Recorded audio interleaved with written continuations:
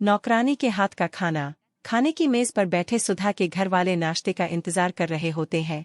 संध्या, कितनी देर लगेगी? और सब इंतजार कर रहे हैं। बस हो गया भाभी, 2 मिनट। संध्या नाश्ता लाकर सबको परसती है। वो आज उठने में ना देर हो गई थी। अरे कोई बात नहीं, होता है संध्या, हम खा ले, फिर तुम भी खा लेना। हाँ। बिंदिया की बातें सुनकर सुधा कहती है, दाई को इतना सिर पर चढ़ाना सही नहीं है। बाकी मुझे क्या खुद जेलना? बाद में कुछ हुआ तो काम वाली कितना भी अच्छा काम करे कभी बोलना नहीं चाहिए कि अच्छा काम करती है। हमेशा उसके काम में कमी बतानी चाहिए। मम्मी जी, अब ऐसे नहीं चलता है, ये गलत बात है।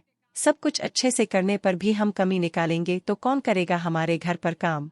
तू ना मुझे मत सिखा। अरे भाई, तुम दोनों बाद में बहस कर लेना, अभी नाश्ता तो करने दो। सब नाश्ता करते हैं और खा पीकर अंकित कहता है, खाना खाकर वो मजा नहीं आया। तुझे कैसा लगा पूजा? भैया, मुझे तो संध्या के हाथ का खाना बिल्कुल पसंद नहीं है। तीखा तो लगता ही नहीं है, लगता है जैसे कोई पेशेंट का खाना खा रहे हैं। भैया, ये काम वाली बदल दो ना, सच में खाने में कोई स्वाद नहीं है। संध्या, ये कैसा खाना बनाया है तुमने? ठीक से खाना बनाओ, नहीं तो कहीं और काम देख लेना, मेरे यहाँ नहीं चलेगा ये सब। बिंदिया को छोड़कर सभी संध्या के खाने में कमी निकालते रहते हैं।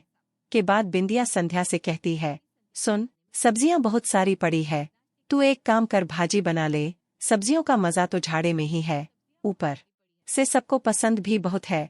ठीक है भाभी, मैं बना लेती हूँ, थोड़ा टाइम ज्यादा लग जाएगा इसमें। अरे तो क्या है दिक्कत है, उल्टा तुझे अच्छा ही हो जाएगा ना, एक टाइम में तेरा रात का काम भी हो जाएगा। सब रात में भी ना पाव भाजी खा लेंगे।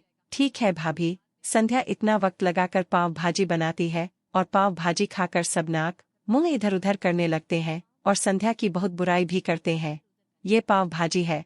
ऐसी पाव भाजी होती है क्या? आलू मटर की सब्जी लग रही है। दीदी, मैंने तो बहुत अच्छे से बनाया है। अच्छा क्या होता है? चल मैं तुझे दिखाती हूँ। चौपाटी में जो पाव भाजी लगती है ना, वो खाकर देखना, तब तुम्हें समझ में आएगा कि तुमने क्या बनाया और पाव भाजी किसे कहते हैं। संध्या अपनी नज़र नीचे की खड़ी हो जाती है।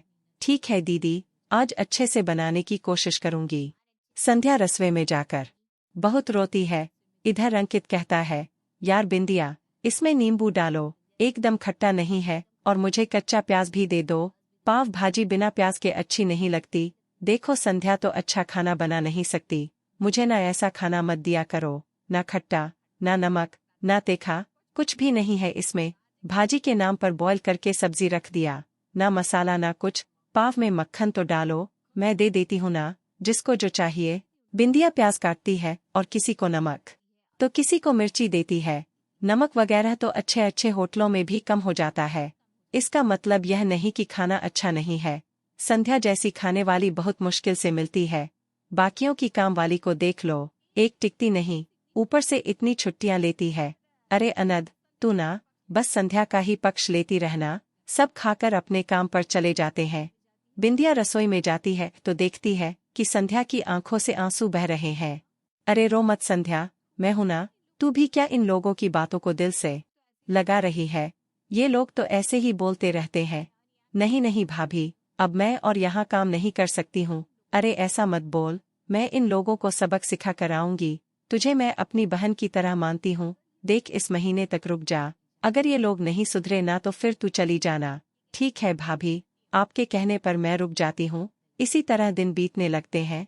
बिंदिया के घर वाले इसी तरह हर वक्त संध्या के खाने में नुक्स निकालते रहते। एक रोज संध्या सबके लिए मटर के पराठे बनाती है।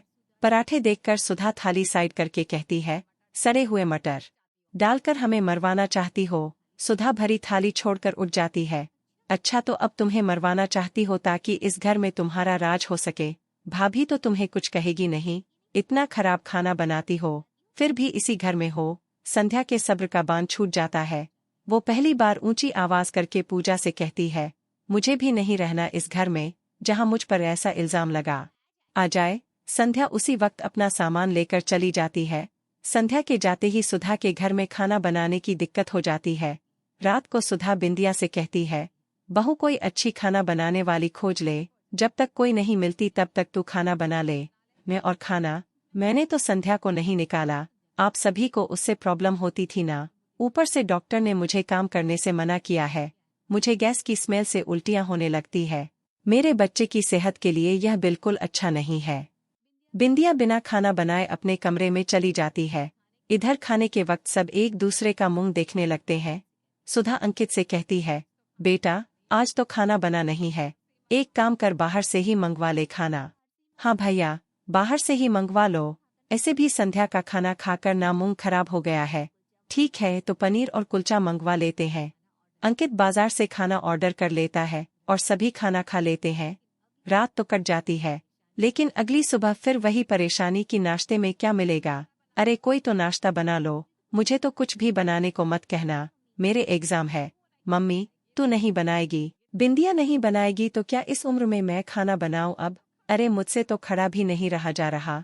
अंकित, तू आटा लगा दे, मैं जैसे तैसे बैठकर रोटी सेक देती हूँ। बस रोटी और सब्जी? अरे सब्जी तो मुझसे होगी नहीं, चाय या अचार के साथ सब रोटी खा लेना। मैं रोटी बना दूं वही बहुत है, जिसे खाना होगा खाए, नहीं तो भूख है रो। अंकित आटा लगाता है और सुधा रोटी सेक देती है। अरुण, सुधा और अंकित सब चाय के साथ रोटी खा लेते हैं। इधर अपने कमरे में बैठी बिंदिया मन ही मन कहती है, अब इन लोगों को पता चलेगा कि खाना बनाना कोई आसान काम नहीं है। बिना मतलब के किसी को परेशान करना रोज एक ही बात पर क्या होता है। मुझे तो आदत है, मैं तो कुछ भी खा लूंगी। बिंदिया रसोई में जाती है और बासी बचे हुए पाव भाजी खा लेती है। दोपहर में फिर अरुण कहता है, भाग्यवान, अभी खाने में क्या खिलाओगी? अरे मुझसे अब कुछ नहीं बनेगा, रोटी सेकने में मेरी कमर पकड़ गई, तुम चावल बना लो। चल अंकित, आज दोनों बाप बेटा मिलकर खाना बनाते हैं। मैं चावल बना देता हूँ, तुम दाल बना लो। पापा, लगता है अब दुकान छोड़कर घर में बावर्ची ही बन जाऊंगा मैं। अरुण और अंकित मिलकर दाल चावल बना लेते हैं। पूजा और बिंदिया को किसी से कोई मतलब नहीं होता है, वो दोनों बना हुआ खाना खा लेती हैं। चावल थोड़ी कच्चे हैं, दाल में नमक भी कम है।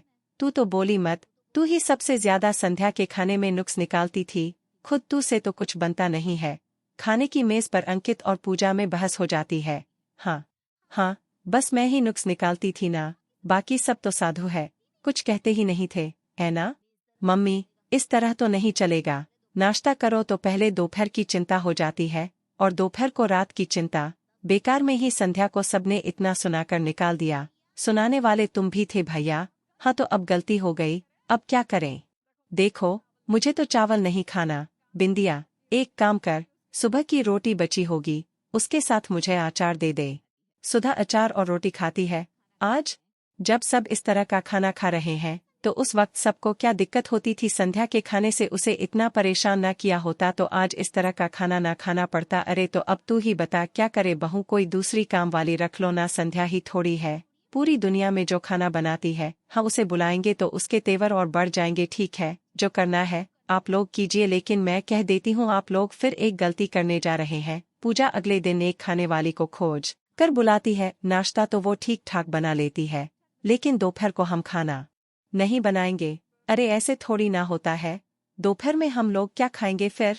देखिए, मैं सब जगह इसी तरह बनाती हूँ, काम करवाना है तो करवाओ, नहीं तो मुझे काम की कमी नहीं है।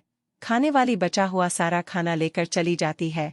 हो गई तुझे तसल्ली? बिंदिया ठीक ही कहती थी, संध्या जैसी कोई नहीं मिलेगी। बिंदिया, तू किसी भी तरह से संध्या को बुला लेना। संध्या कभी भी अपने घर खाना नहीं कर जाती थी, यह तो पहले दिन से ही अपना रंग दिखा रही है। बिंदिया मंद मंद मुस्कुराकर अपने कमरे में चली जाती है और संध्या को फोन करके कहती है, अपना प्लान कामयाब हो गया है, अब इस घर में तेरी पूंछ हो रही है, आजा तू कभी भी। संध्या सुधा के घर में चली आती है। संध्या की शक्ल देखकर सबके चेहरे पर मुस्कान आ जाती है, जैसे बहू अपने ससुराल वापस आ गई हो। आओ आओ संध्या, तुम्हारा अपना ही घर है, आओ ना संध्या, बैठो ना थोड़ी देर, बाद में रसोई संभालो। हाँ ठीक है, मैं इस घर में तभी खाना बनाऊंगी जब मुझे इस घर में वापस कोई चिकचिक सुनने को ना मिले।